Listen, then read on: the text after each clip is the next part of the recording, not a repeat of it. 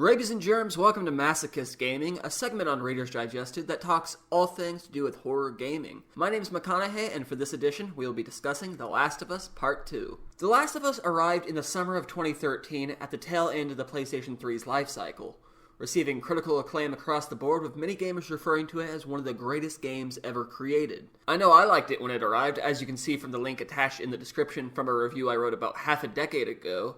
It offered a new approach to the zombie genre, carrying gameplay mechanics comparable to the Resident Evil series, albeit with the incorporation of stealth, crafting, and other small nuances that helped it develop a unique personality for itself. I think what really set apart The Last of Us and made it special was its more cinematic and dramatic approach.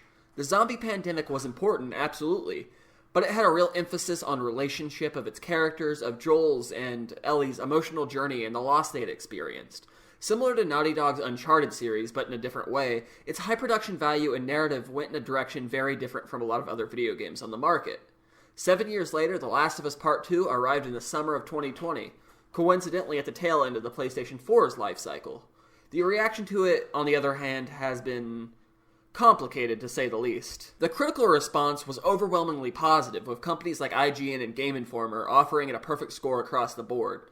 The Metacritic rating is nearly perfect as well. Regardless, there was definitely a bombardment of criticism directed toward Naughty Dog's newest game. Having played The Last of Us Part 2, I can make some assumptions about why the negative reviews had such oomph to them, and I would wager it likely is the reason for a whole lot of them. Set years after the events of the original game, Ellie and Joel now live in Jackson, Wyoming, with a relationship that has since become strained. Ellie has established a rapport with a young woman named Danny, a rapport that eventually develops into a romantic relationship. As you might have already assumed, the few who survived Joel's attack against the Fireflies in The Last of Us have not been easy to forgive his actions. This includes one woman named Abby, a member of a group called WLF, who has carried a grudge against him ever since. The Last of Us 2 sees Abby struggle with her own obsessions about revenge, and sees Ellie deal with her own emotional traumas and obsessions, in an experience I would call far more hateful and more mean-spirited than the original. This is by design, and The Last of Us 2 weaves a darker, more violent tale than the last, reminding me less of The Last of Us and more of something like the South Korean film I Saw the Devil, with its disregard for human life and its cold, cynical perspective on the world around them. I have no issue with anyone who criticizes The Last of Us 2, and in fact, as you'll come to discover, I have criticisms about it as well. Video games are entertainment, and no one could or should be able to break you down or force you into liking something that you don't. That in mind, I do think that there was definitely a more venomous reaction to The Last of Us 2 because its decision to have Ellie portrayed as a lesbian, to have Abby portrayed as a more physical, muscular character, and its inclusion of transgendered characters. If you are not among the people who had a problem with it because of that, I'm not chastising you, but I definitely believe there was a lot of criticism based on one's own prejudices, and not the actual quality of the product. I've heard criticism from both sides. I heard a criticism about how the transgendered character was presented, portraying him as a tragedy more than a fleshed out character, which I would not agree with. I believe the portrayal was very real and organic to the world created. I also heard a criticism that stumped me about how enemies of the character would use his dead name, and how that was offensive to them. The only reason I mention it is that it feels completely unfathomable to me that you would expect enemies of a person who are trying to actively bludgeon him with axes or blow his brains out to care the slightest about that. If it offends, that's the idea. Just like you should not like the idea of them trying to murder him. They're not warm-hearted people, you guys. The major legitimate criticism I have heard most of involves something that happens very early on, within the first hour or so, actually. I have tiptoed around saying it, and chances are, without playing it, you likely already know what it is. The fact it is so easy to predict, however, is because it is the most natural way for the storyline to progress, and is the catalyst for the entire narrative that unfolds thereafter.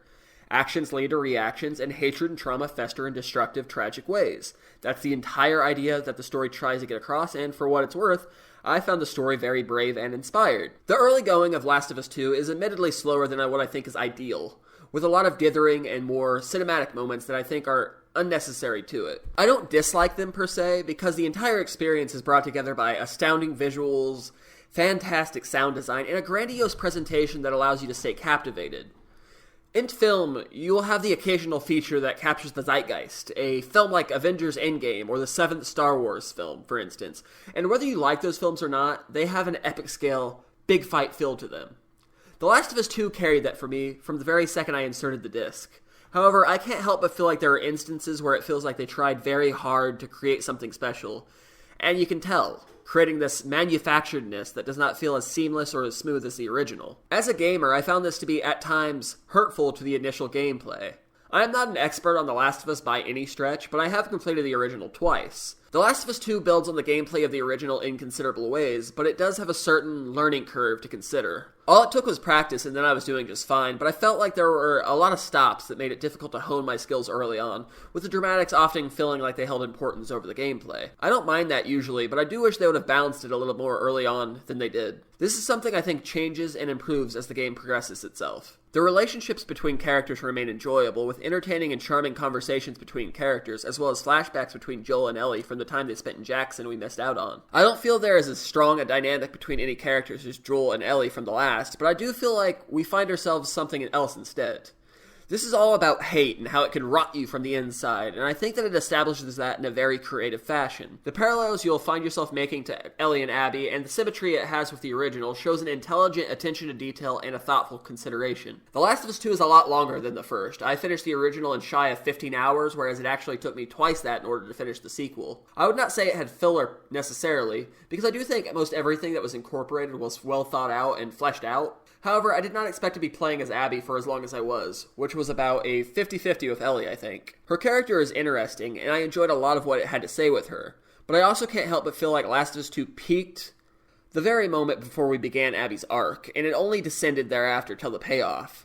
There is a lot of backstory with Abby, and a lot of subplots and new characters like the Seraphites, and although I appreciate the world building, I think it might have been too much, or at the very least could have been structured differently. After a long period with Ellie that I really enjoyed, it dumps Abby's considerable arc off, and while Abby's part was good, it took the wind out of the sails for Ellie's great part, I think. There were instances where I really felt disinterested in Abby's narrative, but I believe that is in part because they more or less end Ellie's part on a cliffhanger until you complete Abby's. I wish they could have made it a little more seamless and less tacked on. I left with a lot of emotions about The Last of Us Part 2, and that is something that in itself is a cause for celebration. It has so much ambition, and not only that, but they have the tools and skills needed to pursue that ambition and win more times than it loses.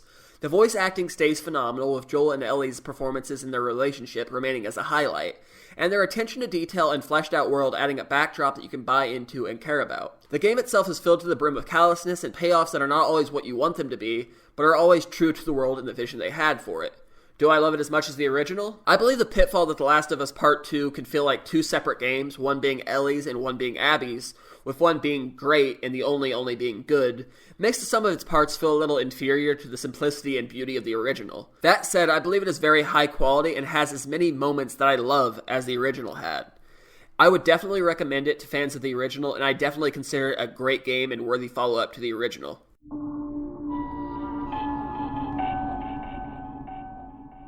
Thanks for joining me on Masochist Gaming. The name of the segment is actually an homage to a YouTube channel I once ran alongside a few other reviewers, nearly a decade ago. I decided to have the segment be adjacent to my other segment Ever Dafter, if only to keep things organized and concise. Like with films, I've written a lot of video game reviews over the years as well, as you could no doubt tell by my involvement with the earlier Masochist Gaming. Like my film archive on Reader's Digested, I am developing a list of every video game I have reviewed, which I have included in the description. I have a lot of reviews still left to publish for both of them, but I can finally see the light at the end of the tunnel. Likewise, once I have everything organized, I intend to establish a best of or champion section for all my favorites. If you have any interest in writing for Reader's Digested or even publishing your own segments on the YouTube channel, you can contact me either on our official Twitter page or by emailing me at readersdigested.com@gmail.com. Thanks for joining me on this edition, and I will see you next time.